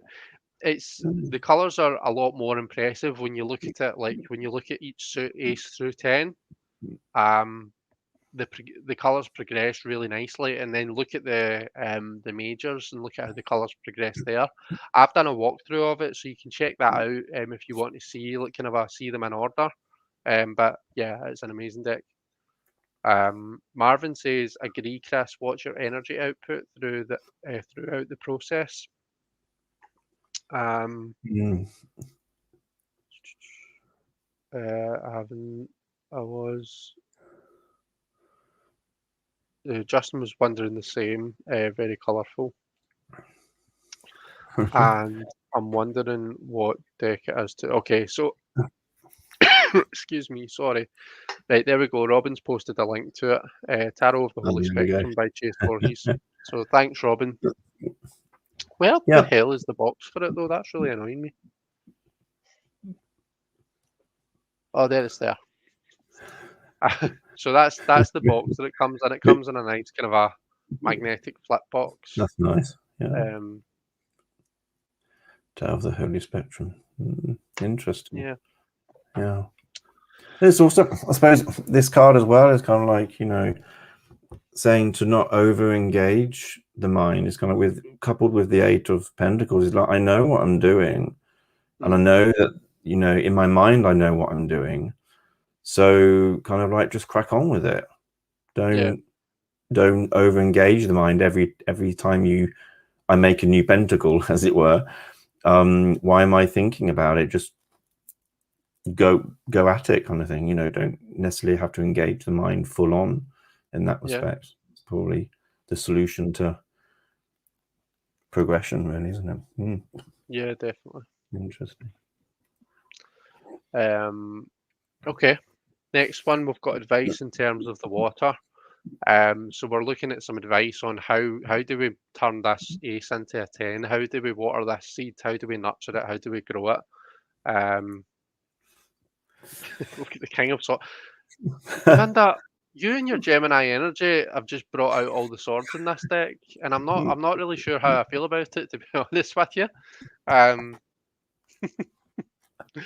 So I'm getting a bit tired in the mind with all these swords. Actually, they're kind of like I know, they're really kind of a coming for us, aren't they? I always find that with the swords that they kind of, you know, knacker me out. They do. Yeah. So look at our king. Look at the figure and that's sitting on the throne. That looks like a young child to me. And just see how he's got this microphone kind of a hanging.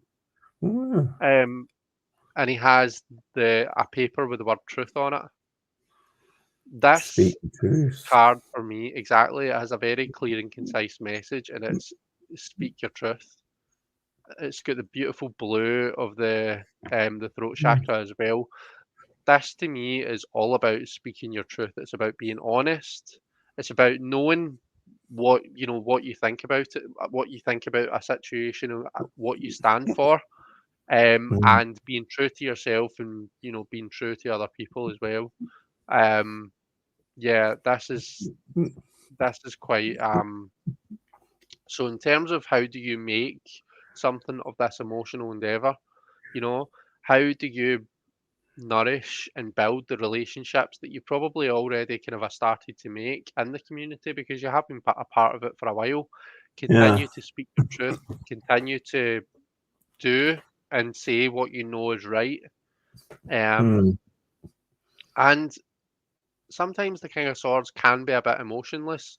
I mean, I think it's a child in the card for a reason, because children can be really brutally honest because they don't quite appreciate the emotional side of things.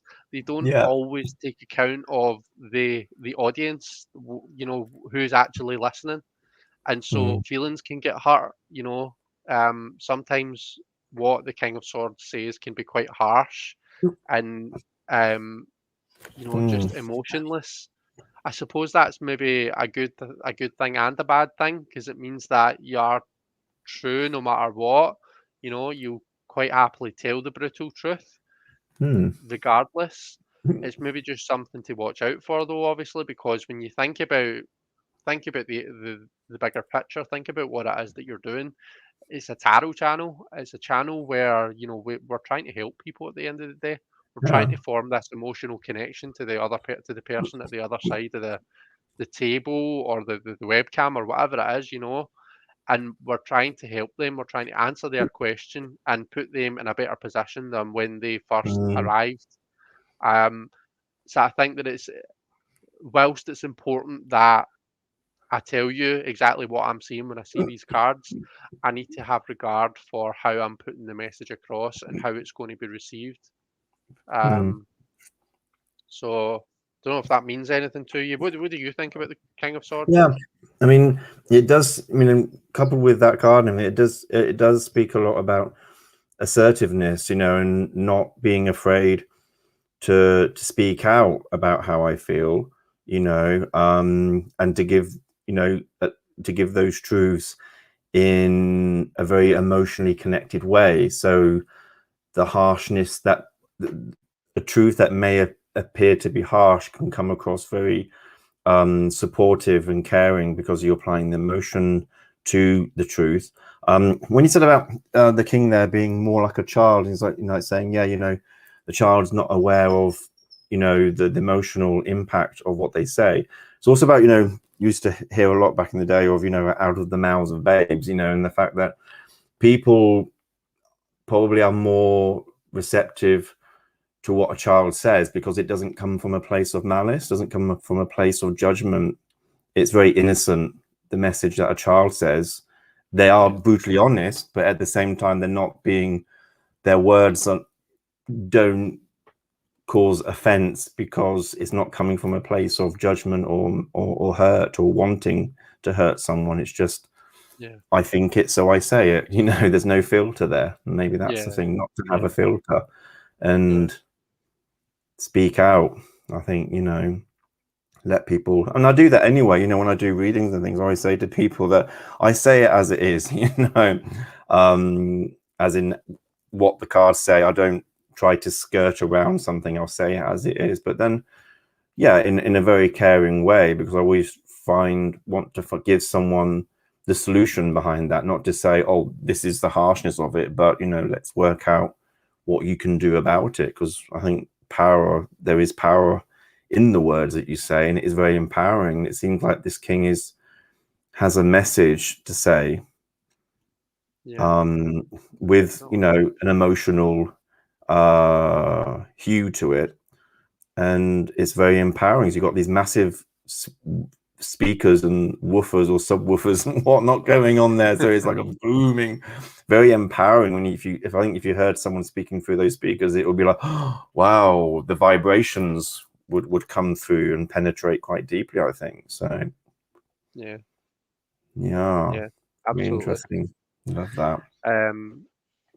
We've not really got any comments on the card, so if anyone has anything to add, then please pop it in the chat. Robin says he's been all about colour lately. As we enter a season of darkness, the light is finding me. They've all gone off to buy the deck. They've all not off the channel. They just looked on their phones trying to purchase it. Try to get it. Right, so no, not the last card, but the next card is the advice in terms of the element of it. My good, right, this is a shuffled deck. Like, this deck hasn't been in order since I got it. Well, shuffled. The deck what is are we fully getting? shuffled. Another sword? The Ace of Swords. Oh, I like that. Yeah.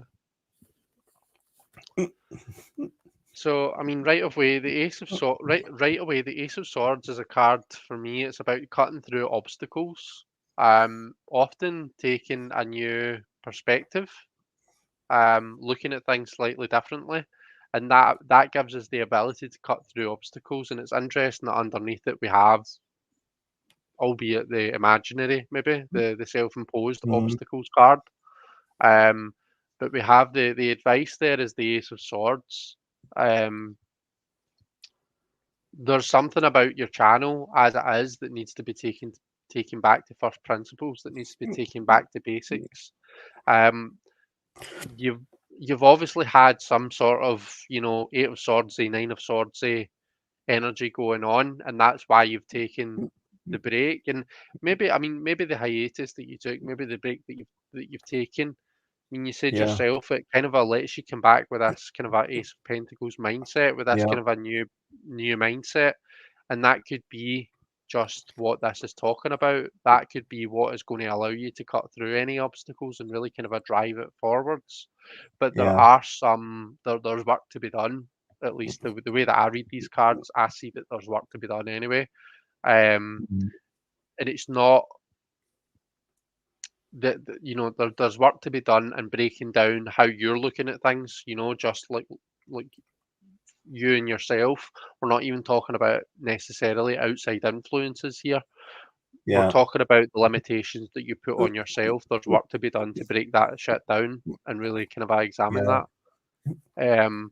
But you know, you've got the Ace of Swords in your favour, um, Yeah. and really powerful card. I think if you again, Mm. well, as with all swords and as with all cards, I suppose, if you take that energy and channel it in a healthy way, then it can really work in your favour. I think. Yeah. What do you think? Yeah, I do see that there is that newness, you know, like you said in the Ace of Pence there, and the emotional side, to have a new journey with the emotional side of to the channel and what I do. And here with the physical product that I'm, you know, packaging up and giving it to people, there's a newness here, there's a new journey here. And you know, I've said this just to a number of people over the last week or so that, you know, I do feel like it's not a new, it's like a whole new volume for me now. You know, it's not like a new chapter or anything. It's just, or even a different book. It's just a new volume in a series of books that is my journey. And I do very much feel now that there is a lot of newness about it, you know, and the way I'm approaching it. There is, like you said, there's potential, there's ground to be covered. There's a whole new journey to go on with how, yeah, with how I deal with my own, you know, self-inflicted limitations on that end product that I'm putting out there, you know, to not do Yeah. that and have a fresh sort of mind, you know, because even today when I was, you know, posting the announcements of tomorrow and setting up the timings, and I even thought for a minute, oh, maybe it's time, not right now, so I didn't have time, but maybe it's time to kind of have a different sort of approach to the thumbnails that I do. So something quite mundane, but you know, it is like the product that I'm putting out there, the image that I'm putting out. And I thought, oh, maybe I'm putting out the same thumbnails that I was before, and it felt a bit like, oh, should I be maybe changing the design of that a bit? You know, kind of, that's an interesting. You know, there's a lot of newness coming into the mind, kind of thinking, okay, is there something in that? So it's interesting to get that, you know, to not say no to those things, you know, to kind of like embrace them, to not feel blocked that no, I've built up a brand, so I have to keep things like that. No, it's very much I can change what I like and embrace the newness of something Yeah, different. definitely. You And know, sometimes it's the small things that you maybe think are quite insignificant. You know, those small seeds that you can underestimate, that you know they can actually have a big impact. So things like, oh, you know, changing your thumbnail a wee bit. yeah, You know, you might not think about that, but like your thumbnail is what draws people in. That's what people yeah, see first when they're scrolling through. When I'm scrolling through my phone, through YouTube to see what's coming up. You know, a thumbnail is what grabs your attention. So it is important, you know. yeah. So yeah, sometimes it is just the wee things. Let's see. Leander says, "Hi Chris, Govinda, and all. Lovely. Been watching for some time whilst I do my morning stretches, Oh, multitasking. Loving this exchange as always. Oh, hi Leander, it's lovely to see you. Thank you so much for watching." oh, Um, thank you there. Danielle says, "Late Oh, to the game, and can't stay, but hi. oh, hi, hi. Well wishes to you all. Hi Danielle, how you doing?" Thanks for stopping by. Um, Marvin says, "It seems that you are at the right time and place to be pursuing this, Govinda, with this reading. This is really amazing and encouraging." Yeah, Robin says, "The Ace of Swords, stick to it. It's just giving you a bit of a jab." yeah, Um, so for Maria, the Ace of Swords, breakthrough and moving forward with the channel. The Nine of Swords is through th- a journey through thought and achieving a solution to move forward. Yeah. Um, what's interesting as well is when you look at these two, you know, it's like here we see all of the swords in the ground. The swords are all grounded and they aren't really being used. You know, they're yeah, kind of a guide, like almost defining the path forwards. yeah, But when we think swords, well, when we think of the sword as an instrument, as a, you know, an actual instrumentality, it's a weapon. You know, it's something that you take up and you use it with force. So it's Yeah. not quite being used in the traditional manner here. And maybe think Yeah. about it, you know, metaphorically in terms of what the associations. Um, Swords are about thought, whereas here we see them very much kind of grounded, you know, rooted in the ground. The advice card is telling you to kind of take that sword up, you know, Yeah. and Use see it. how the sword is kind of energized. See how it's got all Yeah. this kind of energy around about Like, it. yeah. Reminds me Um, of like, you know, back in the day, the cartoons like He-Man, you know, Masters of the Universe. So I think you would like grab the sword and it would light up or something like that in the cartoon. yeah, yeah. It's just, yeah, Uh, very empowering. Robin says that single sword has a poignant direction to it. Just aim at what you want and it, and don't find distraction and peripherals. Keep your aim straight and true. Yeah, I like that. Very good. Very important. Yeah. Right, we are coming to the end. We've got one more card to go. And the final card is basically with everything in mind, with all of that we've learned, what is it's the outcome card, you know. It's with everything that we've kind of learned. If we take all of that into account, where are things headed? What is the outcome that we have? Now we have a Arcanum 12, which is normally the hanged one, but here is the tethered one. Okay. This is Okay. interesting. This is maybe something we're going to have to think about because it's a bit of a different representation of the 12th major than what we're used to. So, Govinda, have you Hmm. got any thoughts about this as your kind of a outcome card? Hmm. I mean, yeah. I mean, in the traditional sort of sense, you know, it is about sort of seeing things from a different perspective, from a different point of view. Yeah, You know, embracing the other side of things, of the whole, you know, learning process of all of this. And also at the same time being comfortable with it. You know, there's a lot of, you know, here in the reading, there's a lot of duality coming through as well, you know, the Two of Cups and whatnot. So it does feel like, you know, there is comfort in doing things differently or seeing things from a different perspective and following that route sometimes. You know, it doesn't always have to be like a one-track thing. I can do something one way and then turn it on its head and do it a different way. You know, it's not, yeah, I don't feel that that would contradict me. It would just add to the experience, you know. yeah. You think about the kind of a Odin representation of the hanged one. You know, where we see Odin hanging from the world tree. Mm, He mm, sacrifices an eye to the underworld, and it gives them mm. both sight without and within. Yeah, Kind of a yeah. conscious sight, but the unconscious as well, the ability to kind of a look deep into the abyss.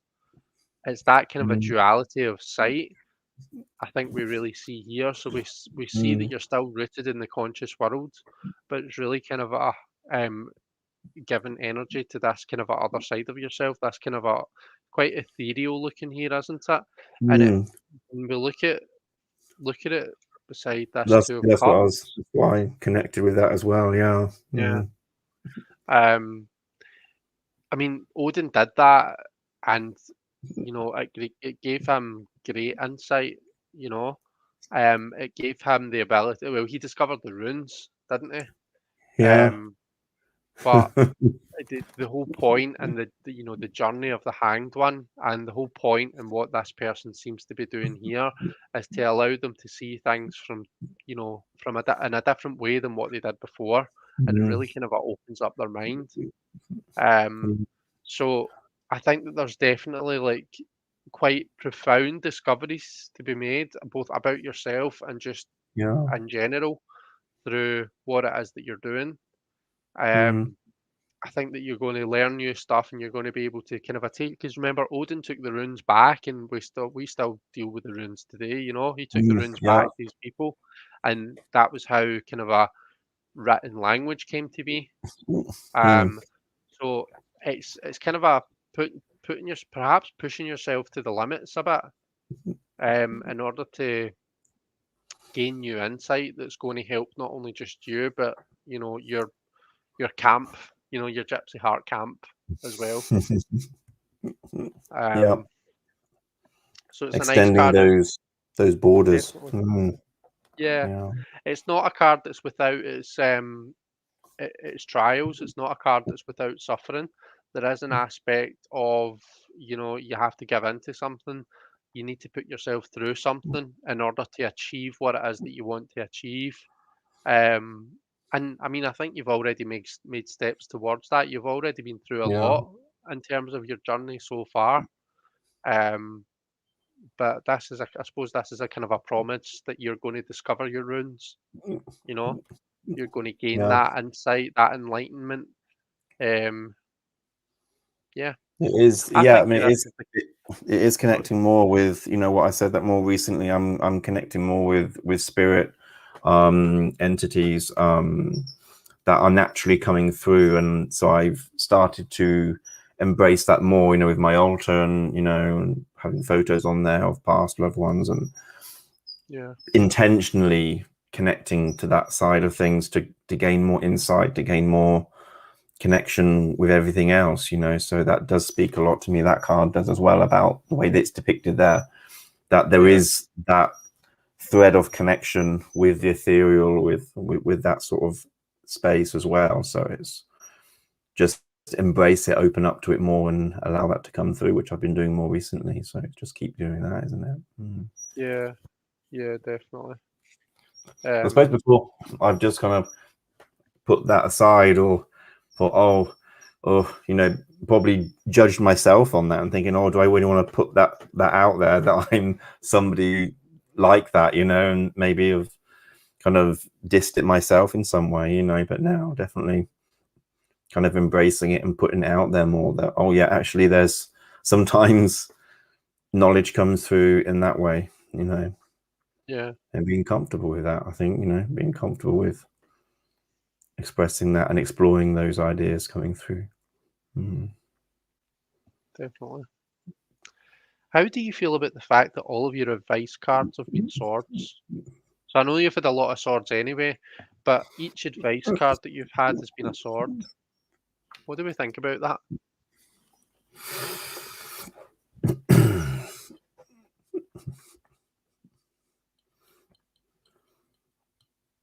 Yeah, it's definitely,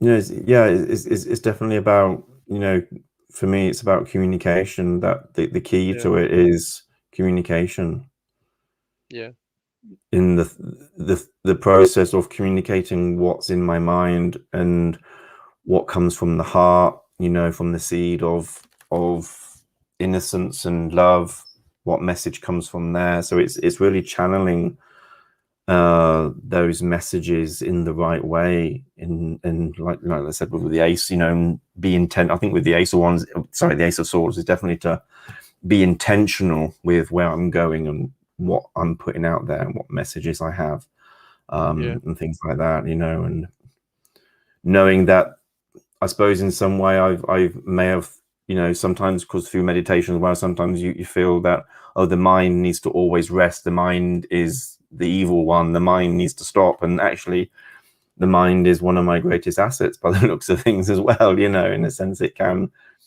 help me move forward, so I can't just ignore it or constantly. I think the mind might be getting a bit annoyed or pissed that I keep saying for it to calm down. It's saying, no, I'm actually helping you to get going with things, yeah, yeah, definitely, definitely. I definitely feel as though there's some something new to it because you've got two aces coming out down at the bottom here.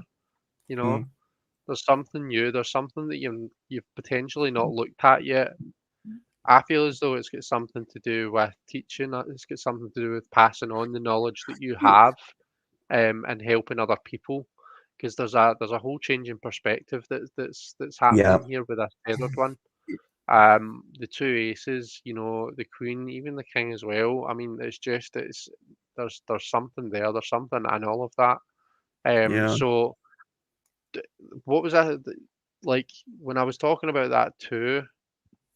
I was saying like, don't pin your colours to the mast yet. Don't carve in stone, what this has to mean and what it has to mean to you, and like be flexible about where you're going with your channel, because I feel as though there's so much potential there, Yeah. and there's Yeah. definitely seems to be there's something that wants to take you in a certain direction.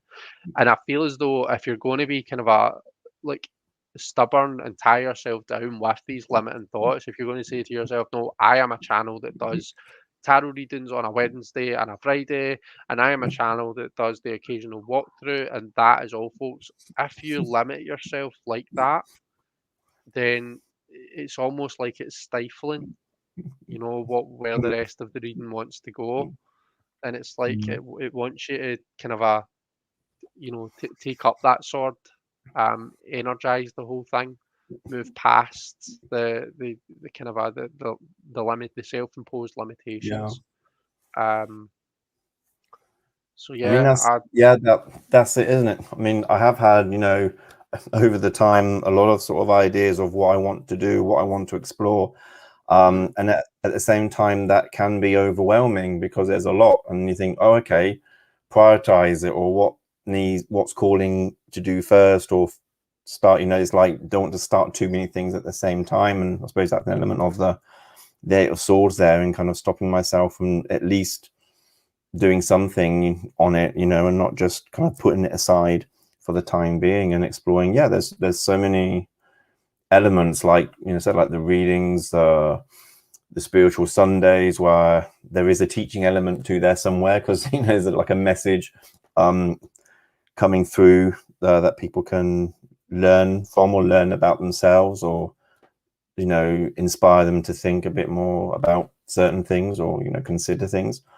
And yeah, there's projects about wanting to teach more about tarot and other things, and combining things. And you'll see on tomorrow, when I start the 24-hour challenge, that there will be new things that I haven't explored on YouTube yet, which is interesting. So I suppose that's why I've wanted to do this. I thought I've got to fill 24 hours of stuff with just me, an occasional person popping in perhaps. So it's given me a lot of sort of new sort of stuff to space to explore these things on there and see how that feels on the channel, and whether that has somewhere to go or not, kind of thing. So, yeah. I'm just going to read out some of the comments, Gov, before we finish up. So Robin said you can find your own perspective without getting hung up anywhere. That's in relation to the tethered one. Yeah. Also, for the tethered one, Maria says, see it as a positive shift, opening up with spiritual connection and moving away from the worried position of the person at the bottom of the card, and the true. fetal position, to the man at the top of the card being open and receiving. Yeah. Yeah, absolutely. I like that. So it's an interesting just card, that one.